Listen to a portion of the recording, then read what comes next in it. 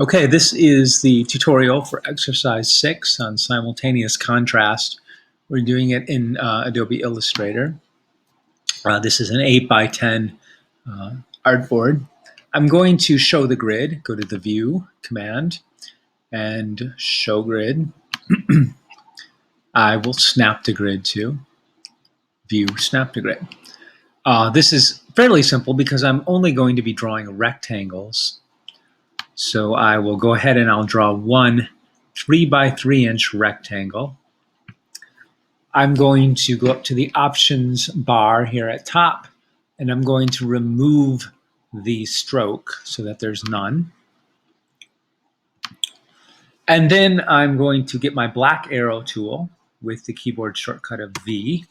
I'm going to click on this and drag, and before I release, I'm going to hold the options key down, and I'll space them an inch apart, and I will release. And so I've now got two white rectangles, one here and one there.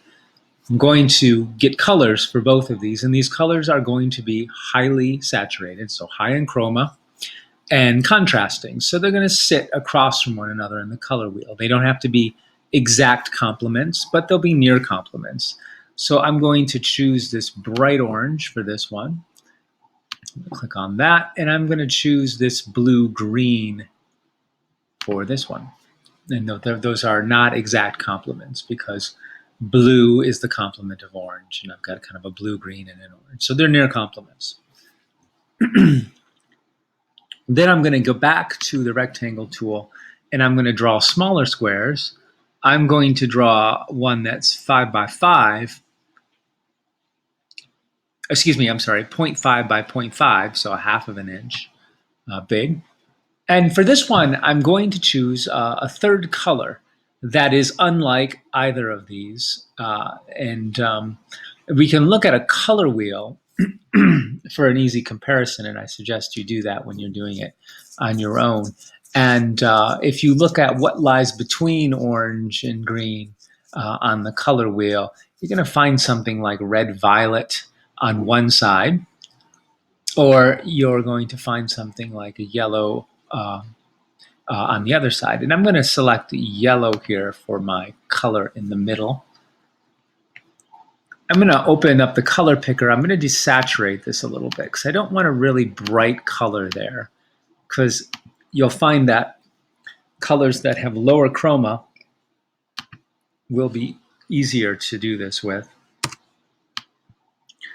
So I've got my black arrow tool, or that was a mistake, excuse me.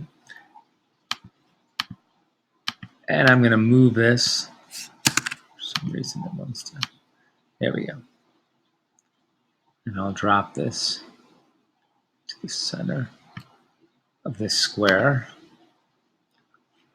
And then I'll take the same color and I'll shift it over and drop it into this square. And now we need to assess on whether or not these two colors appear different in any way.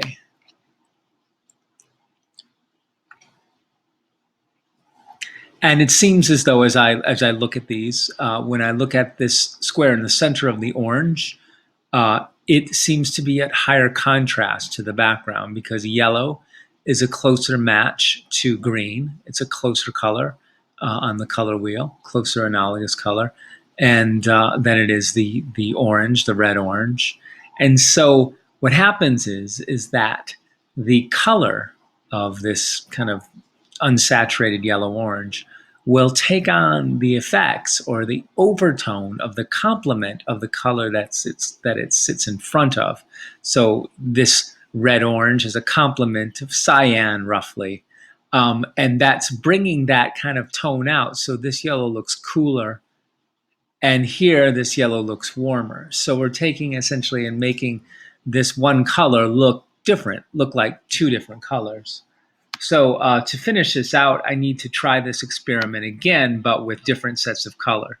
So I'll copy it and I'll slide it over and I'll hold down the option key, thus copying both of those, only this time I'm going to go and I'm going to assign different colors to this. So I'm going to go with a violet, And I will go with kind of a yellowish green here. These are not exact complements either. And now I'll change this to a blue. Get rid of this one. I'm going to desaturate this blue so it's more of a neutral color, less bright. And then I'll take it, whoops, second time.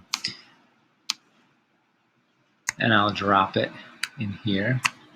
And then I'll assess how this blue looks different. And likewise, because of simultaneous contrast, when we've got blue against a certain color, it'll take on the effects of its complement. And so here the blue looks warmer, a little more yellowish tone, and here the blue looks cooler, a little more violet tone. So again, the changes are subtle in the color, but you can perceive them. And that's the exercise 6.